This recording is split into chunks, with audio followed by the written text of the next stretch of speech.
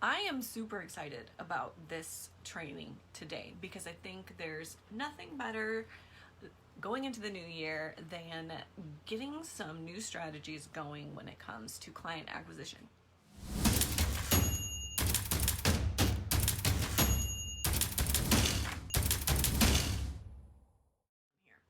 All right, so I am super excited about this training today because I think there's nothing better going into the new year than getting some new strategies going when it comes to client acquisition. So, of course, for all of us service providers, a lot of the time what we do is we close on discovery calls, right? Those short 20 to 30 minute, hop on a call, chat about the project, see if it's a good fit, send over the proposal, close type sales calls.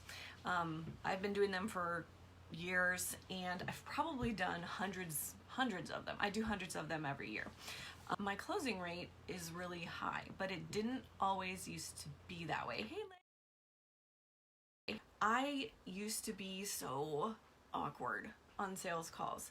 Like, I really hated putting myself out there. It just didn't feel comfortable.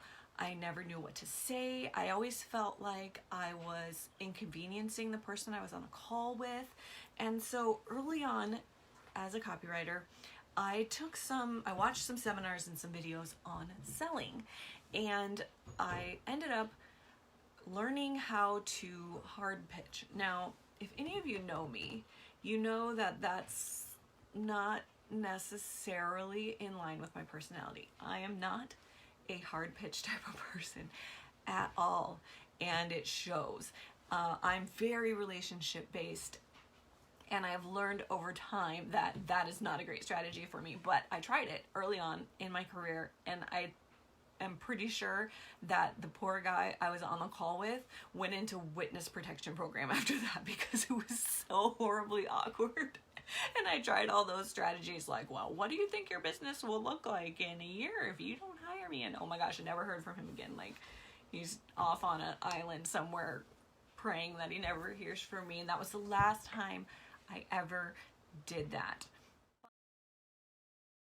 But over the years and months and weeks and days of doing discovery call after discovery call after discovery call, I have been able to have at least an 80% close rate. So at least 80% of the calls that I hop on I end up working with that person in a project of some form or another, which is really good. So I wrote down a list of the 9 questions that I always ask on every discovery call so that you can hack them and apply them yourself. We go through stages, right, in our business where we're focusing more on lead gen sometimes, and other times we're focusing on visibility, and other times we're focusing on sales, and our clients are the same way. Asking them this question, what is the number one goal of your business, tells me what their focus is right now. And it gives me something that I can mirror back to them a little bit later in the call. It gives you that baseline for what they need to hear from you later. So always ask what the number one of their goal of their business is. So it might go something like this. So I might say, so Bob, what would you say is the number one goal of your business? And Bob might say, I help real estate agents get better at lead gen so they can book more listings and sell more properties and improve their lifestyle. Okay, so I'm filing that away. Later on in the call, I will have an opportunity to say, okay, if we end up working together, my goal for this project for you is to write an email marketing sequence or a sales funnel or ad copy that will show your target audience that the key to improving their lifestyle is taking your course so they can learn your framework for booking more listings and selling more properties. So I've just handed them exactly what they said they want. And they're like, yeah, that's totally, yes, let's do it. 9 times out of 10, they will just continue talking about their business. You may need to bring them back around to why they're on the call with you. So I always ask then, and how can I help you achieve that goal right now? So what do you need from me? What is it that I can do for you to help you get there? So basically this just brings it back around to which of my services are you looking to do? So it's just a nicer way to say, so do you need funnel copy or what?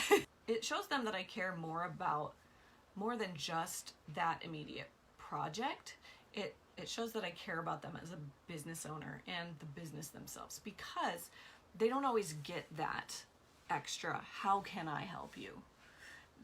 It's more than just, what would you like to pay me for? Make sure that they know that you're there to help them, and ask them, how can I help you? Because sometimes clients will come to me thinking they need one thing when they actually need something else. So by asking them, how can I help you achieve your goal, it can uncover things that they didn't realize they maybe needed to do first. Sometimes what they need is not what they think they want. You know what I mean? This makes a huge difference, because the offers that have been out there that have had traffic, they're going to have some data that's going to be really important for you. If you have an offer that's brand new, you're going to approach it a lot differently than an offer that's been proven before.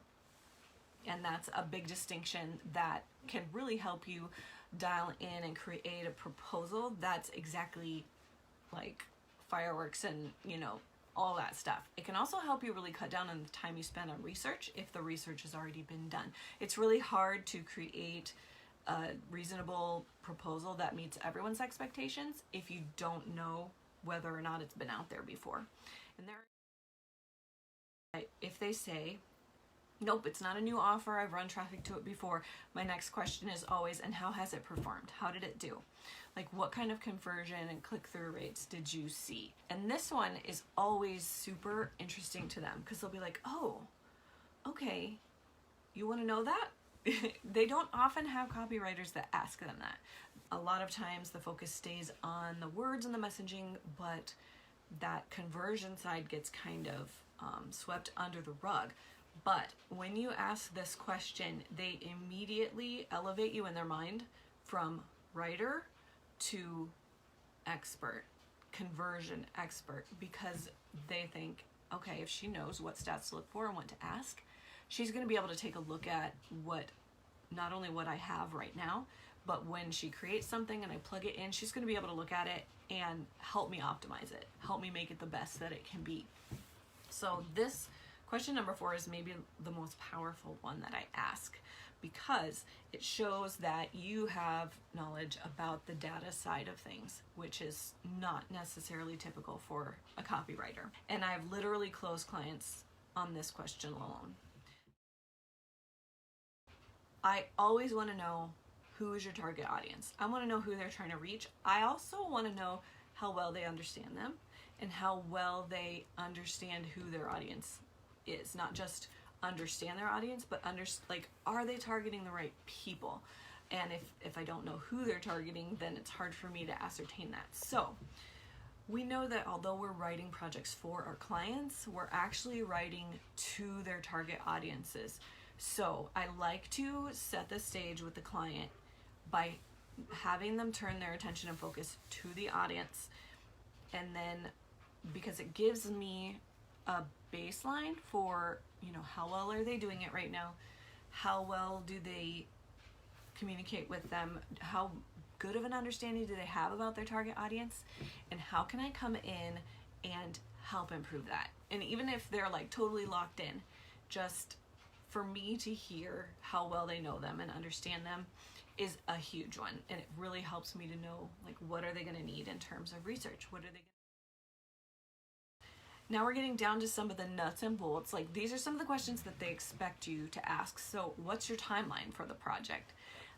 This is a tricky one. Sometimes I think, oh, do I even want to ask? Because a lot of times everyone's answer is as soon as possible. I mean, you're just going to hear that, well, how soon can you do it? But I really think that even if that's a tough one to navigate, you still need to ask it, because it can really help you settle those expectations so that everyone's on the same page. So it's not an indication that you're willing to drop everything. and take care of their project, it's an indication that you respect their time, and it sets the stage for them to be able to respect your time too. I always try to kind of broach this with them before they ask me how much I cost. I ask them, do you have a set budget for this project? It gives me a baseline of what they're thinking, and it helps me, it saves me time when I put the proposal together, because if I know that they only have XYZ budget, then I can propose certain level of services that fits that budget, and then, you know, highlight some extra things that I think would be really effective for them without it like totally sending them into sticker shock. Sticker shock is probably the only reason why I lose some discovery calls, is just because I do end up sometimes with people who don't have the budget for what they really need to do, and that's okay. It's just not a good time or a good fit for them and my dogs. In a perfect world, if you work together and their campaigns went live and all of the good things happened, what would that look like for them?